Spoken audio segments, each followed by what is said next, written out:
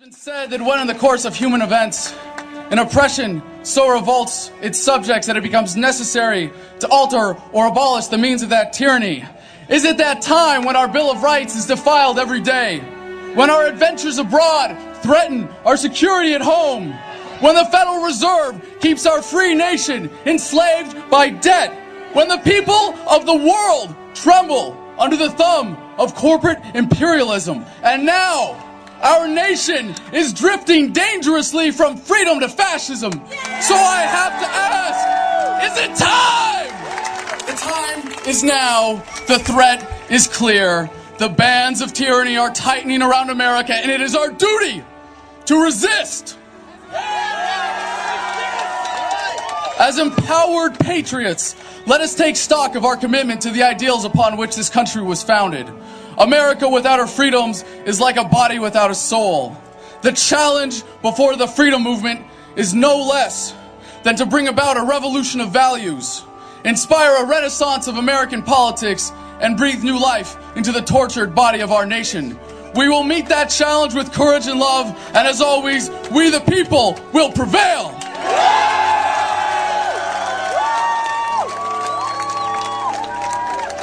To rally the troops of the Revolutionary Army in the winter of 1776, Thomas Paine said, "These are the times that try men's souls. The summer soldier and the sunshine patriot will, in this crisis, shrink from the service of their country. But he that stands by it now deserves the love and thanks of man and woman. Tyranny, like hell, is not easily conquered." As Iraq veterans against the war, we are resisting an occupation we once risked our lives for. We swore to support and defend the Constitution of the United States of America, but we found out the hard way that the greatest enemies of the Constitution are not to be found in the sands of some far-off land, but rather right here at home.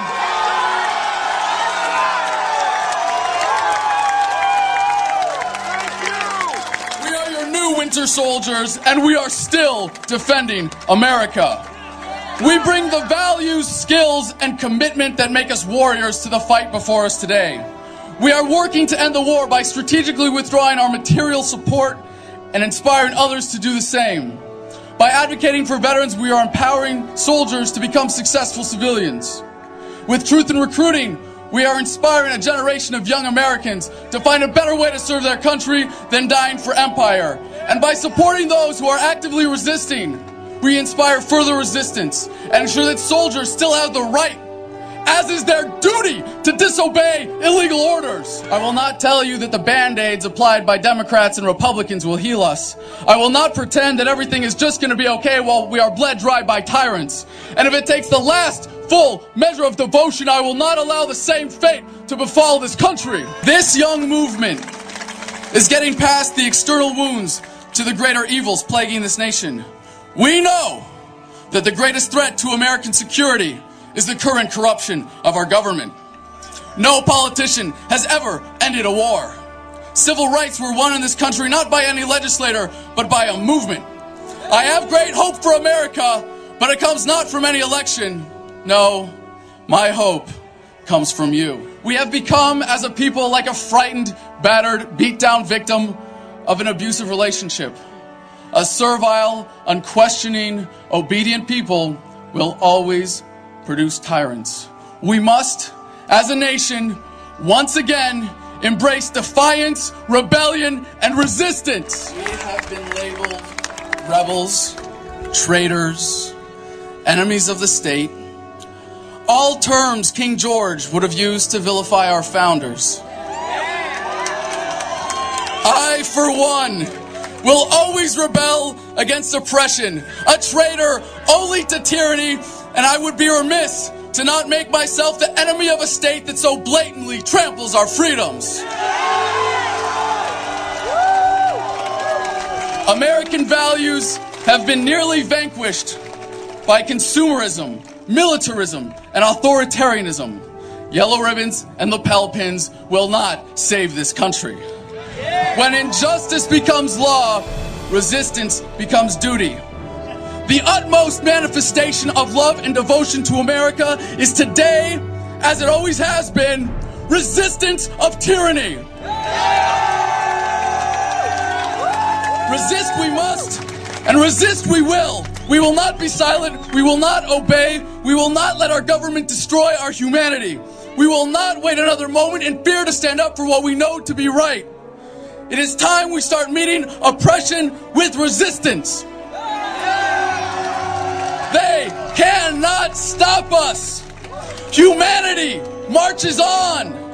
You can fight it or fight for it. When we say revolution, we say it with love.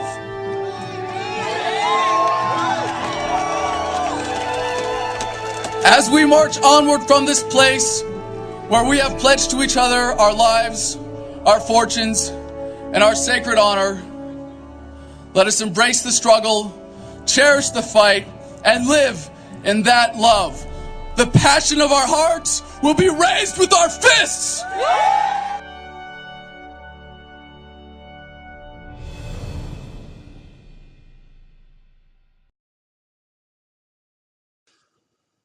Welcome to Southerncross Resistance. I am your host, Chris Leeson. Now, before we get started with the interview, I have to explain that during the recording of the interview we're about to hear, the first 5 to 10 minutes of it were actually corrupted and hence unusable. Now, I'm really extremely upset that that had to happen. But sometimes technical glitches like this are, well, they're out of our hands. But despite all of that, we are pushing ahead with the interview. In saying that, it is my truly great honor to introduce our next guest, host of Adam vs. the Man and activist with Iraq Veterans Against the War, who now is running for non-president of the United States under the Libertarian Party in 2020 on a platform of peaceful, responsible dissolution of the entire federal government. So, it is my great honor to introduce Adam Kokesh. No, that's okay. Sorry, keep going. Some agencies are simply going to be dissolved, right? You know, some things just have no reason to exist. The IRS, Department of Energy, Department of Education, you know, there's no legitimate purpose, and they just get dissolved and liquidated. Those funds go back to pay back the American people through Social Security, through other social programs that already exist at the federal level that will be spun off as private institutions like the VA, Social Security, Medicare, Medicaid, SCHIP, if we have the funds for those. But at very least, we're going to fund the VA, spin it off as a private institution, give every veteran in America one ownership, voting share on the blockchain, and run with it. So, and I guarantee you end the drug war, give the VA to the veterans, you're not going to have 20 veterans committing suicide every day as we do in America, which is a truly tragic epidemic. Yeah. And, some institutions like the Department of Transportation, we simply transfer to the state. Really not that complicated. Every state already has its own Department of Transportation, so we end up with 50 state departments of transportation that are now the supreme authority when it comes to road building in those states. And, you know... Sorry, well, it's almost like a stereotype at the moment when you had to go down to, well, we have Vic roads in Australia where, you know, you get your license and all that. But the bureaucracy of just trying to get certain paperwork done and all of that, it's almost like if the government were to design an iPhone, well, it would be the size of my computer over the side here. Right. It's almost like they're incapable of really doing anything because they've got to, oh, but wait, we've got to check it and, you know, check this list and check that list. I think one of the most important things that really came across, well, in Australia, we don't have freedom of speech. Like, we have no Second Amendment, and one of the things that I've always admired about the States was the Constitution. And then when I first heard your platform, one of the things I got worried about, I was like, he's not burning that thing, is he, man? That's one of the most important, you know, important documents to really come out. And I think America has, in a sense, drifted away of what the founding fathers initially set out to do, which was more of a. Well, sorry, yeah. Keep on. It sounds like you've fallen for the propaganda of the Constitution yourself. I have. The Constitution is an anti-freedom document. Before the Constitution, we had the Articles of Confederation, and the states were allowed to be sovereign as individual states and come together for only things that they thought was absolutely necessary. The Constitution was a power grab. When I talk about the founders myself, I'm not referring to the framers of the Constitution. I'm talking about the people who said, screw you to King George, we're going to be independent. We are not going to stand for this tyranny. The men who threw the tea into the harbor, the men who fought guerrilla warfare for the first time in human history on that scale to win independence from the greatest empire that the world had ever known. And incidentally, the Constitution has led us to the point today where we once again have that same opportunity to lead the world forward in freedom by overthrowing the biggest empire the world has ever known. The Constitution is an explicitly anti-freedom document. It authorizes taxation. It authorizes a military. It authorizes the institution that has gotten us to the point where we're at today. And no one would say that we have abandoned the Constitution entirely. No, it is still used as the founding document for this government, and its main excuse for existing as an unethical institution that is allowed to do terrible things to the American people. And all of these unethical things are made possible by the Constitution. So I like to quote Lysander Spooner, said, be it one thing or another, the Constitution has either failed to prevent the tyranny that we currently experience under the federal government or or directly caused it. Either way, it is unfit to exist. So no, the Constitution, it's a great tool that says, yeah, we're going to have limited government. It's going to be restricted to these functions, but it fundamentally does not work. History has proven it to be a failed experiment. But that's not really fair either or historically accurate. It has failed the American people. However, the Constitution has been a great success for the superclass, for the elites, for those who would exploit us, for the bankers, the politicians, and the war profiteers. And a lot of the people who are behind, like Alexander Hamilton, explicitly supported the creation of a central bank. And that was the ability to coin money, to create currency, to print money out of we see manifest in the most destructive way we have it today with, as you know, the Federal Reserve System, which is now the dominant global fiat currency, fortunately losing its grip, especially to cryptocurrency and Bitcoin. But the Constitution is not a document founded in any kind of principle. It uses principle as an excuse to do unprincipled things. Well, that actually goes to one of my questions. With the fiat currency system and the Federal Reserve and all of that, I've always thought, and I guess I just stole this idea from Ron Paul, so it's not really an original idea, but to sort of end that Fed and sort of go back to maybe a gold-based currency system. But with the introduction of Bitcoin, do you think that Bitcoin or even something maybe similar, maybe it might not be Bitcoin, maybe it be, I don't know, something else, you know, would that be a better system, like instead of what we have? Well, obviously it'd be a better system with silver and gold, but would Bitcoin work in stew of something like silver or gold? Oh yes, absolutely. Now, if you went back to a time before cryptocurrency, you could say that gold or silver would be a dominant or preferable basis for a currency. But in the age of cryptocurrency, it's really kind of silly to be advocating for silver and gold as the dominant currency of the world, because in order to use any kind of commodity-backed currency as opposed to a cryptography or network-backed currency like we have with cryptos, is to take something that is of economic value and take it out of the economy in order to use it for money. It has that inherent inefficiency.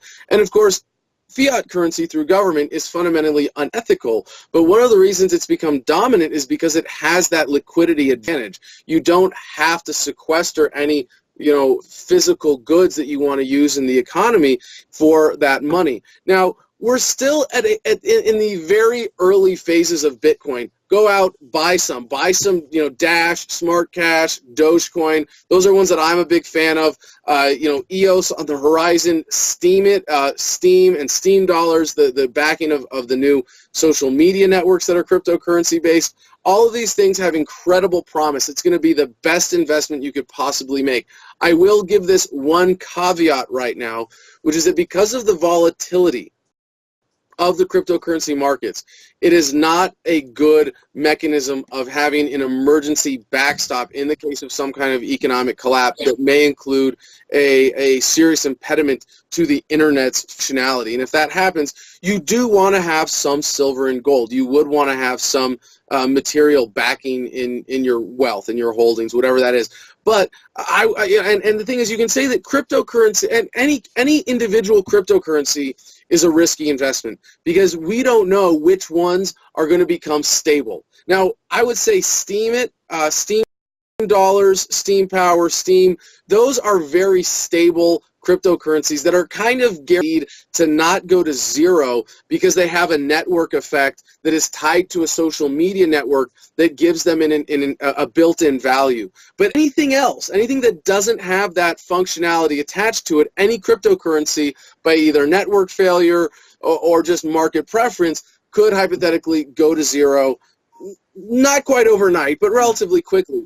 But if you invest in cryptos in a diversified portfolio, that is a very, very safe investment for the long run at this point.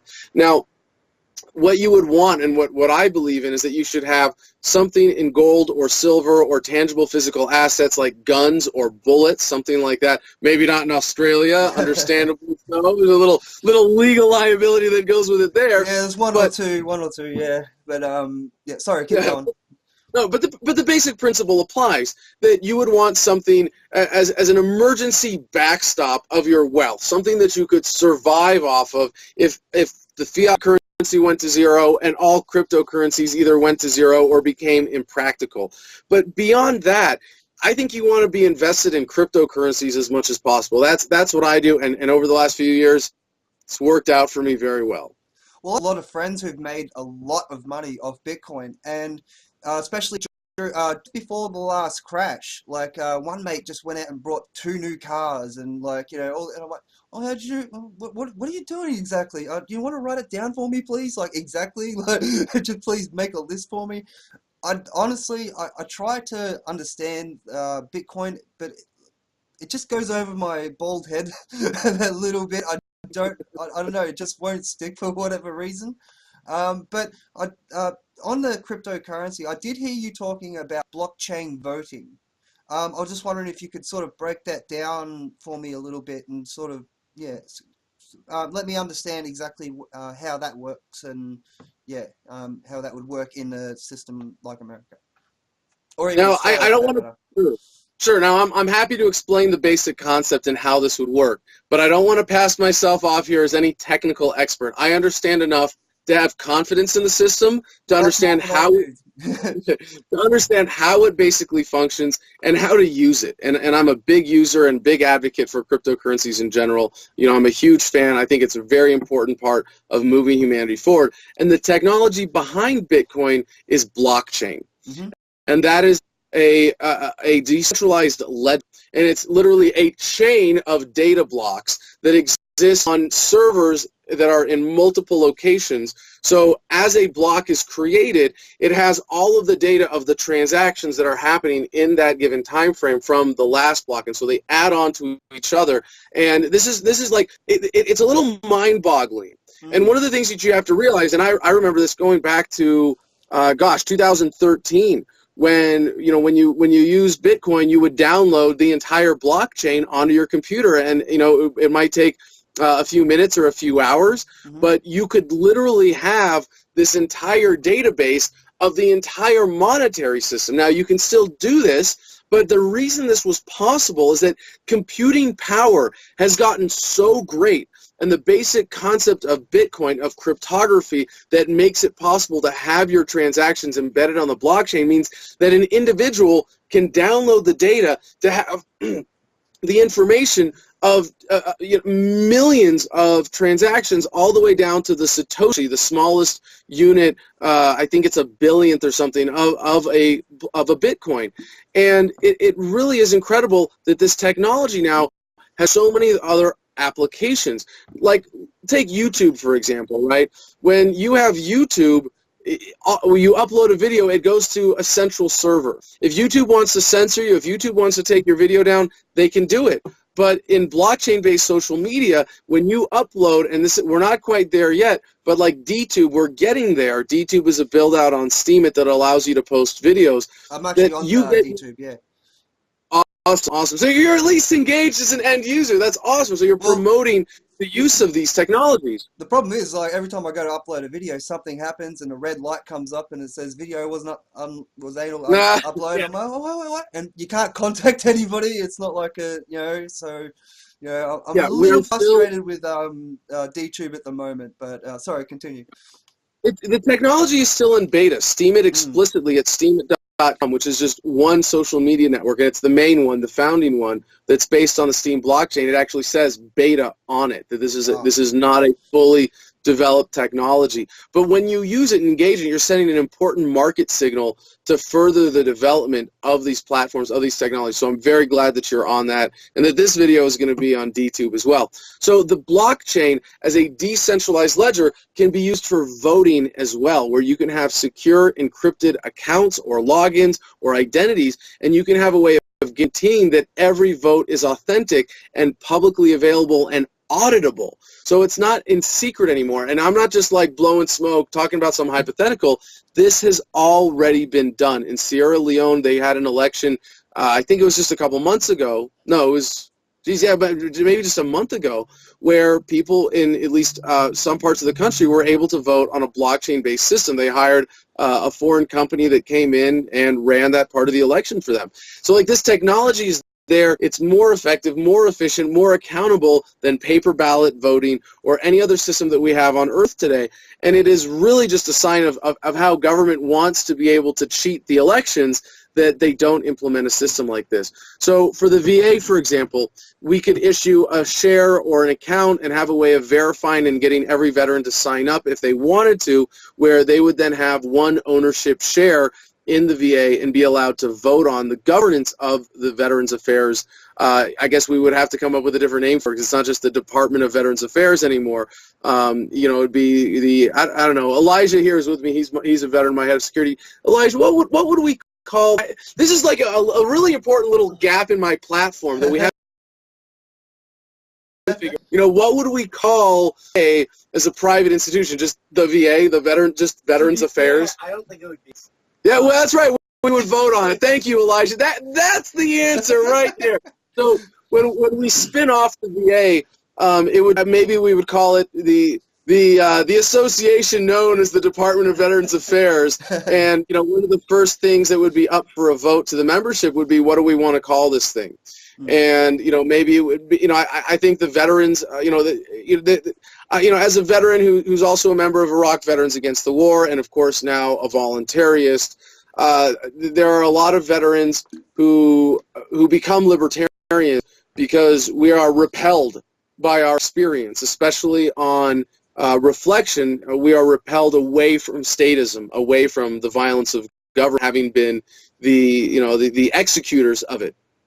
And one of the things you know, well, a lot of us go through sort of a reactionary period where there's a lot of hatred and angst towards government and to the military and any institution like that, and a kind of guilt and shame, you know, because I am guilty of doing violence on behalf of government. I am guilty of torturing people in Fallujah because I was just following orders, and that is not a legitimate excuse under any circumstances. So I was just doing my job. Like, it's okay for me to do unethical things if I'm getting paid for it. I mean, it is absurd ethically. But one of the things, you know, that I've realized, having gotten past that angry reactionary phase for myself, is that there really is a beautiful selflessness and an attitude of service that is embodied by most people, not all, you know.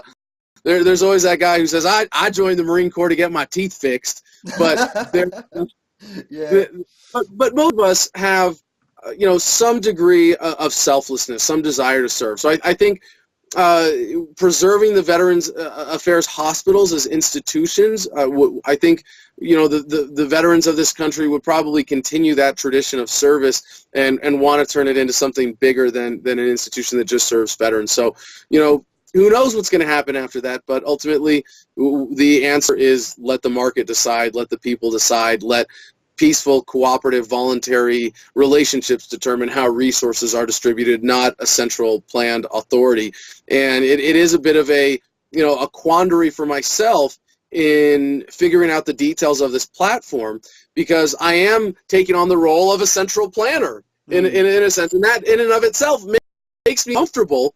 But in the role of a bankruptcy agent of the federal government, my objective is to, again, distribute those resources as equitably as practically possible to the true creditors of the American federal government. So, by the way, the federal debt, the national debt, is intergenerational child abuse, by the way. It is child abuse to force your children to pay for something that they never had a say in. So we are disowning the debt to foreign banks and foreign governments and foreign corporations on paper that is illegitimate, and the true debt of the federal government is to the American people. So my ethical obligation, my fiduciary responsibility is to redistribute that ill-gotten gain as equitably as possible to the American people. Well, I have to say that it's a nice little segue into what else I wanted to talk to you about. When it comes to the military at the moment, because you did say that, a lot of people join because of various reasons, but a lot of other people, it's like, well, my father was, a colonel sergeant. My grandfather fought in World War II. He killed the Nazis, and now every time I hear, with what's happening over in Syria at the moment, it's really made me sort of, oh my God, we're doing this shit again. It's all like, didn't we learn? Isn't this simply just like weapons of mass destruction 2.0? Is this? And it just gets me frustrated that in a sense, we never learn from our history books. It's almost like we only use our history books to prop up the bloody monitor on our computer, you know what I mean? So we can look up on bloody Google. It doesn't make any sense. That's a good thing. that progress is a good thing, because history books are written by government. They're quick to write the history, and it is well. But I want to say something really important about Syria, because it is a war crime. It is an unethical act. It is illegal under U.S. and international law. So it is entirely inexcusable. There's no reason for the United States to be involved in the Syrian conflict at all. But the worst involvement is the shadow war that the United States has conducted there, funding secretly groups working against the Assad regime, the terrorist groups, through the CIA, the State Department, and other covert means. Yeah, Al-Nusra and I had a list of names, but I can't find. It's not even worth following, though. That's the thing. Now, excuse me, I almost said Obama. Trump's excuse for the strikes in Syria was this alleged chemical weapons attack. Right. And first of all, most people who saw that were like, yeah, I don't really buy it. We don't have proof. We don't have decisive evidence. The limited footage that we saw of the aftermath of that really doesn't paint a legitimate picture, and that's only possible because of the internet, that we have the ability to question these things. If this was pre-internet times, it would just be, well, this was what was on TV, this is what was in the newspapers, that's all we have to go by, and we've come a long way in that. But I want to step back even further. Well, excuse me, before I do, 42 deaths, alleged deaths, as a result of this most recent chemical weapons attack in Syria. Now, if that's true, that's a tragedy. Absolutely no questions asked. There should be a response. There should be a serious response. Not necessarily this. In fact, definitely not what we've seen from the American government involved in this. Absolutely not. But just to put that in perspective, first of all, 20 veterans commit suicide every single day in the United States. Well, it's almost like Jordan Peterson. I'm not sure if you know who that is. He's pretty famous the last couple of years. Yeah, and he emphasizes clean your own room, and I think that sort of is sort of prominent here. Like, you need to fix the own problems at home before you start becoming world police or anything like that.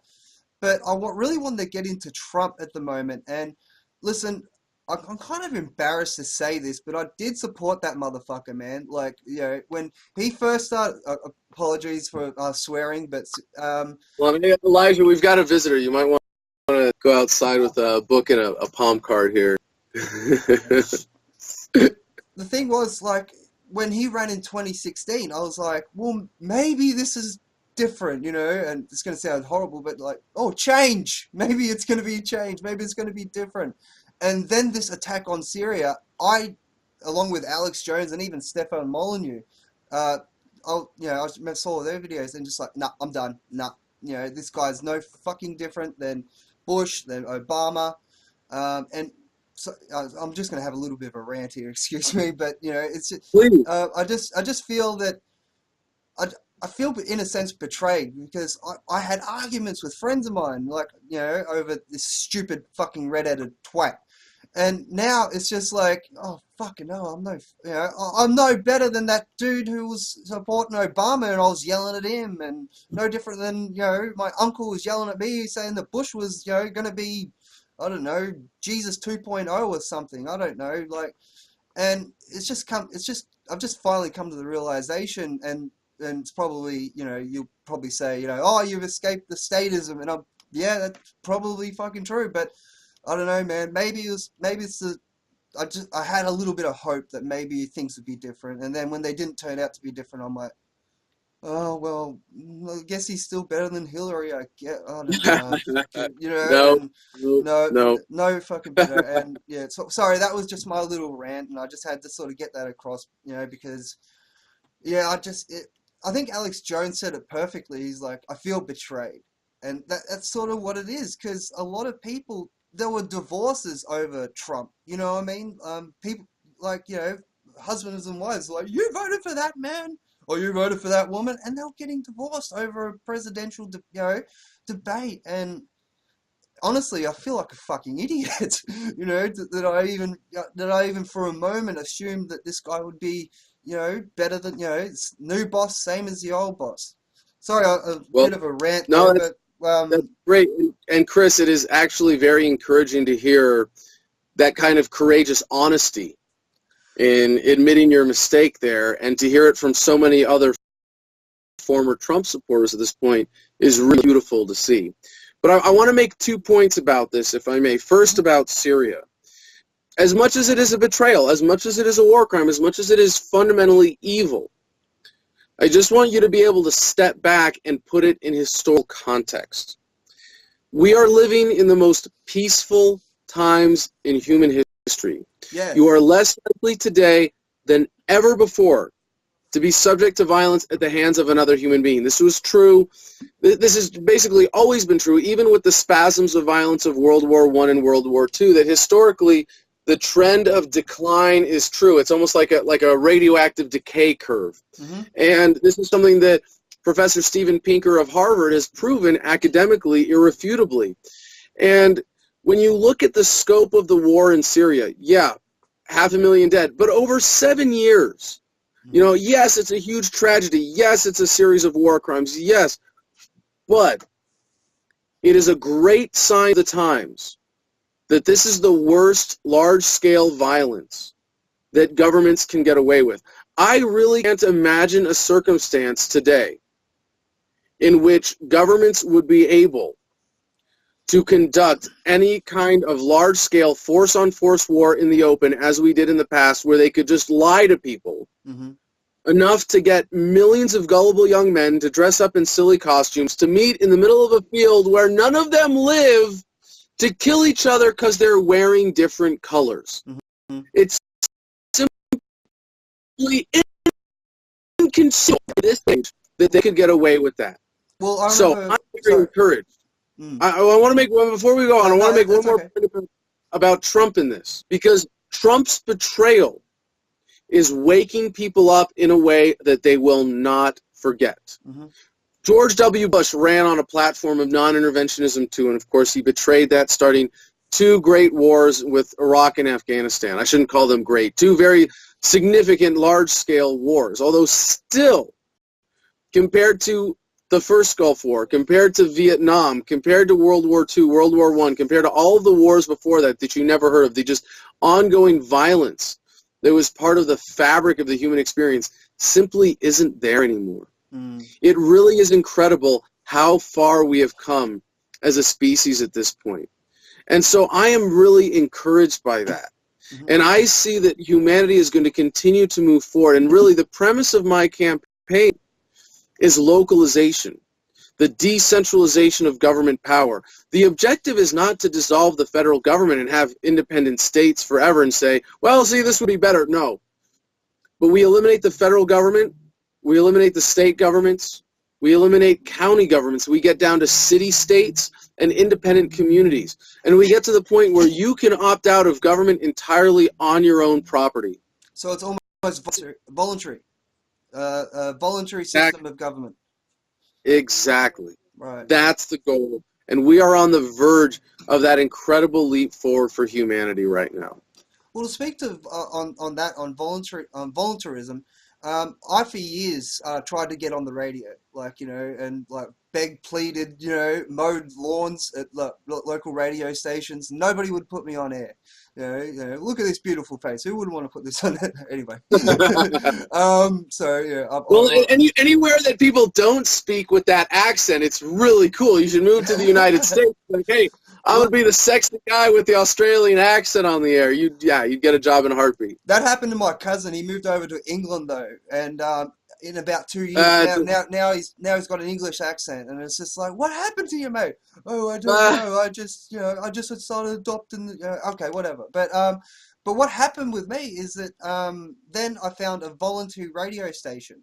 I'm not going to say the name. I don't want sort of drag him into the sort of stuff that I talk about and get him in sort of trouble. But and they were willing to put me on air, and although I had to sort of toe the company line, so don't talk about drugs on the air and don't do this and sort of don't do that. I was like, oh, fair enough. But they gave me the opportunity, and that was strictly through voluntarism, through and honestly, I think that's the way to go. And a lot of these people, especially in Australia, have a lot of unemployed, and a lot of people are like, oh, but I want to do this or I want to do that. If we had more organizations that set up as a voluntary system, I think that we would have more, say, filmmakers or radio personalities. And so what's your opinion on that? Oh, yes, absolutely. And this is something that you go back with basic economic theory to explain, right? When we were all hunters and gatherers, we didn't have time to be artists and musicians and creative talents when we were all just struggling to feed and clothe and house ourselves. And with the advent of technology and specialization of labor, it frees up labor capital to be able to pursue things that enrich our lives beyond subsistence.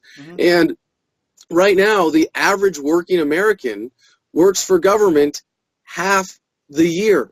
Half of what they earn goes to pay for government. That's insane. Now, that's not just what we see in terms of the taxes for income taxes, but you add up all the hidden fees, fines, and other costs of government, it adds up to half the year. Imagine if every American had twice as much money and the systems of government that actually serve legitimate purposes. We didn't have to fund war. We didn't have to fund the military-industrial complex. We don't have to fund the IRS and all the waste in government. And that's, now, just as one example, and I advocating for private property borders as opposed to government borders, one of the things that I learned, there are a number of studies that back this up. If you just got rid of government borders as an impediment to the free flow of labor capital.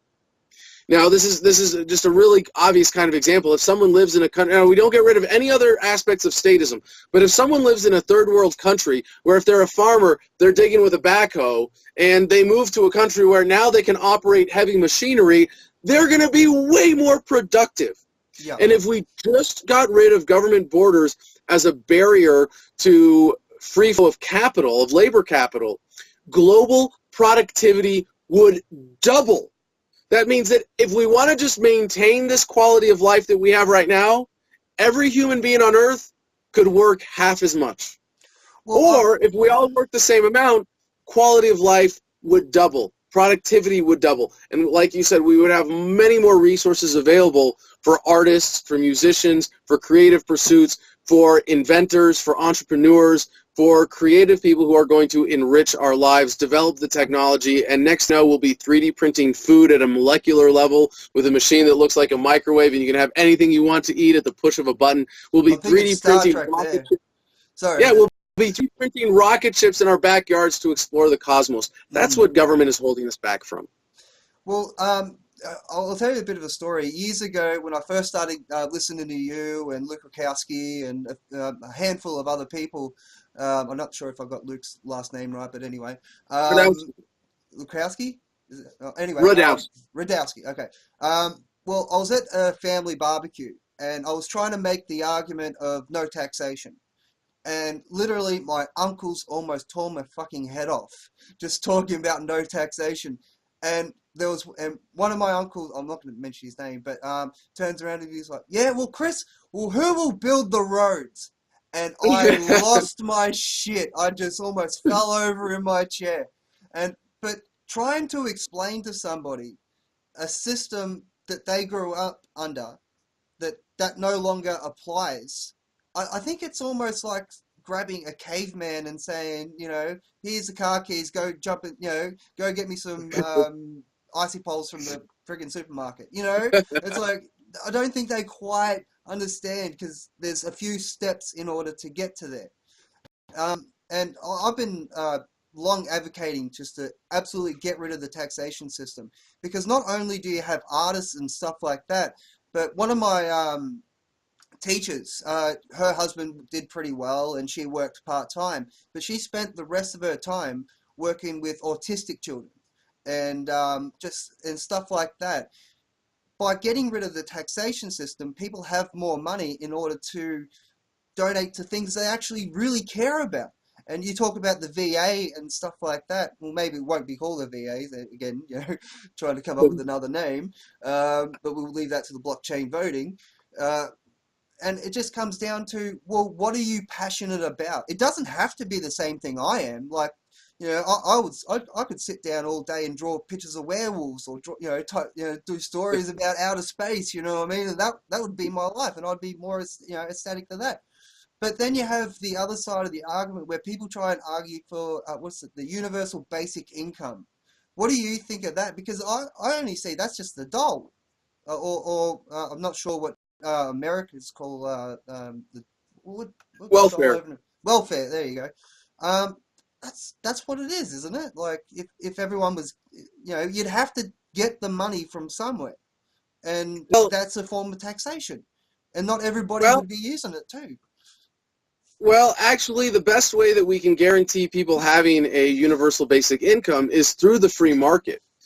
Because what we have in our productive capacity today is so much that, yeah, we can provide for every human's needs on the planet, all of our basic needs. Now, one of the things that you have as an essential human right is equitable access to natural resources, that you can go and homestead a plot of land and claim a piece of the surface of the earth for your individual use.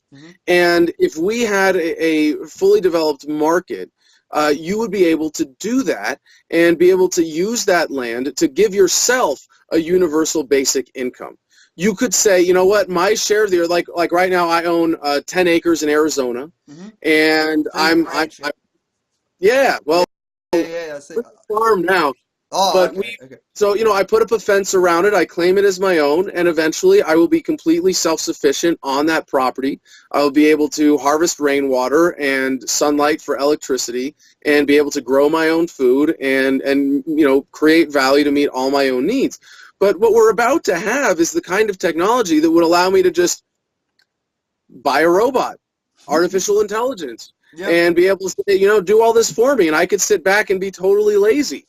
And I will have more ability to take care of myself with that technology than I do, you know, with my own bare hands doing it myself. And essentially, that's what the promise of technology is, and it's exponential. You know, we talk about these things like some far-off fantasy, but, you know, 100 years ago, if you said, well, we're going to have you know, digital money, we're going to have the entire wealth of human information available in your pocket on a cell phone. You know, people said, oh, that's crazy. That's not going to happen for a million years. But the change that's happened in the last 10 years Yeah. is equivalent to the change that's happened over the last 100 years. Well, look which at is this. Like, I'm hold on, talking to you let in me finish- America, let me- so Right. yeah. Well, hold on. Let me finish the Oh, numbers, sorry, though. sorry. The change that happened in the last 10 years is equivalent to the change that's happened in the last 100 years, Mhm. which is equivalent to the change that's happened in the last 1,000 years, Wow. which means that that amount of change is now going to happen in the next 1 year, Well, which means that that change again is going to happen after a year in the next month, well, and then a week, and then a day. I remember when I first started the podcast. Yeah, I was a bit of a technophobe. I think, and it's almost like waiting the robo apocalypse. And if people can go back and watch the early episodes, I'm like, well, what about the jobs, man?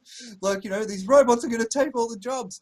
And I think it was Stefan Molyneux who, he's like cleared it up. He's like, well, what about the horse and cart? We didn't give favored money to the people who were building carts over when the car came along. And it was just that one little simple thing. I was like, well, I suppose you're right. Like, and this whole idea that technology is going to get too far away from us, I don't really fear that anymore. And so well, what's your opinion on like the ideas of like singularity and sort of that sort of stuff? Like, is it really something to be worried about? Like when computers are outsmarting us, like the last thing I want to do is like be sitting here and have my desktop correcting me every time I make a mistake. Like, wouldn't that be awesome though? You wouldn't eventually, you wouldn't be making any mistakes then. No, I think technology. Get back to it. You're being very rude there, desktop. Anyway, sorry. Well, you'll be able to program it to be polite at that point. Fair enough. Yeah.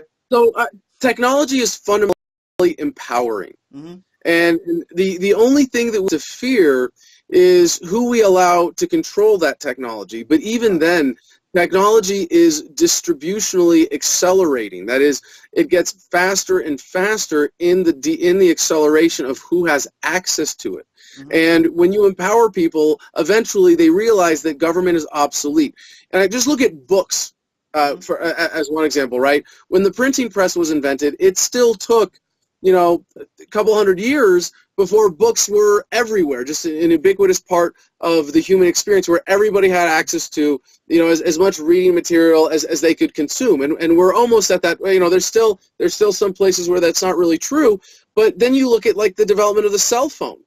Cell phones were invented just a couple decades ago, and now you can get one almost anywhere on Earth, and you can connect to the internet and have the entire wealth of human knowledge at your fingertips. So there is some threat, but if anything, technology accelerates the demise of government and those powers of control in the first place. So it is scary, and it is a legitimate threat when government gets the atom bomb, when government gets drones, and we don't have the ability to shoot them down or stop them from doing violence. But pretty soon we're going to have that too. It's really just around the corner.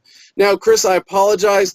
I have to go in just a couple minutes. That's all right, mate. I've got a call at but I want to say thank you for this opportunity, and especially for your audience. Support Southerncross Resistance, support this production, support independent media. Don't rely on social media to get you this information.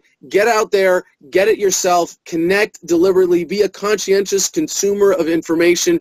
Support independent media when you have the opportunity, because that's an important part of this revolution as well. The technology is great, but it's still conscientious, deliberate engagement to realize its potential. So support Chris, support this show, and if you're in Australia, I hope that you have someone running for Prime Minister, have someone in the Libertarian Party there who embraces this idea of localization, because you don't have to argue with your family about who's going to build the roads. More local government can build the roads until we evolve and we find something else, because if it wasn't for government, we'd have self-flying cars by now. Anyway, anybody who's following the technology knows that it's a ridiculous proposition to say we have to have government, because if not, no one would build the roads. But this technology is rendering government obsolete. The future is here, my friends. We don't get to determine the course of human events because they are driven now by forces of nature beyond any individual's control. But you can decide which side you're on, if you're going to be on progress or regress. And if you're on the side of progress, you get to help at least be a part of this incredible evolutionary leap forward that humanity is experiencing right now. So, Chris, thank you for being a part of it. Thank you for this opportunity. Oh, thank you, mate.